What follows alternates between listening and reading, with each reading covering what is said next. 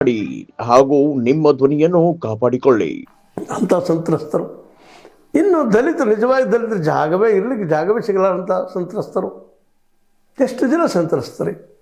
ಅದೇ ಕಾಲಕ್ಕೆ ಇವುಗಳನ್ನೆಲ್ಲ ಹೋರಾಡ್ತಾ ಬಂದಂಥ ನಾಗರಿಕ ಸಮಿತಿ ಅಂತದೆ, ಹೋರಾಟ ಸಮಿತಿ ಅಂತೇಳಿ ಆ ಸಂತ್ರಸ್ತರು.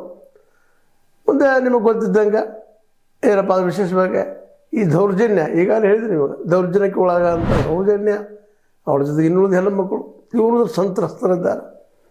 ಇವು ಅನೇಕ ಜನ ದೇವರನ್ನು ಹಿಡ್ಕೊಂಡು ಆ ದೇವರು ಸಂತ್ರಸ್ತರು, ಈ ಸಂತ್ರಸ್ತರು ಯಾರನ್ನು ಮಾಡಿದ್ರು ಆ ಸಂತ್ರಸ್ತರು ಒಟ್ಟಾರೆ ಎಲ್ಲ ಸಂತ್ರಸ್ತರು ಯಾರಿದ್ದಾರೋ ಅವ್ರ ಹೋರಾಟಗಾರ ಈ ಒಂದು ರೂಪಕ್ಕೆ ಸಂತ್ರಸ್ತ ಸಮಿತಿ ಮಾಡಿಕೊಂಡು ಹೊಸ ರೀತಿಯ ಹೋರಾಟವನ್ನು, ಯಾಕಂದರೆ ಇಲ್ಲಿವರೆಗೆ ಹೋರಾಟ ಸಾಕಷ್ಟು ಆಗಿದಲ್ಲ.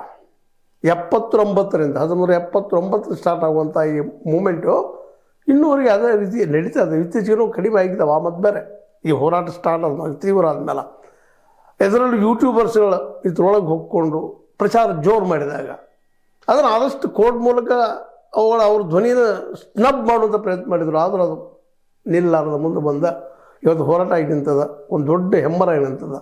ಅಂಥ ಎಲ್ಲ ಸಂತ್ರಸ್ತರು ಕುಡ್ಕೊಂಡು ಒಂದು ಸಂತ್ರಸ್ತ ಸಮಿತಿ ಬರುವ ಜನವರಿ 25ಕ್ಕೆ ಮಂಗಳೂರಲ್ಲಿ ಸಭೆ ಕರೆದಿದ್ದಾರೆ. ನಾವು ಸಂತ್ರಸ್ತರೆಲ್ಲ ಕೂಡ್ಕೊಂಡು ಈ ಸಲ ಆಗಿಬಿಡುವಾಗಿಲ್ಲ.